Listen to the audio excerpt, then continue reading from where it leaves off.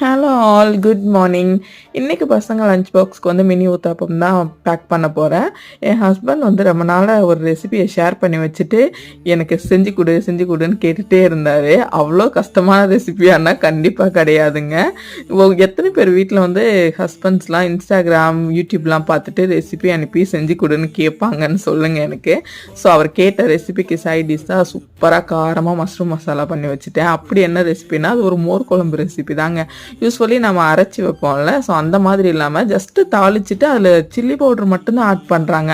அப்படியே அதை தயிரில் கொட்டி சால்ட்டு வெங்காயம்லாம் ஆட் பண்ணி மிக்ஸ் பண்ணிட்டா செம்ம டேஸ்ட்டாக இருந்ததுங்க. என்னால் நம்பவே முடியல. டேஸ்ட்டு ரொம்பவே சூப்பராக இருந்துச்சு.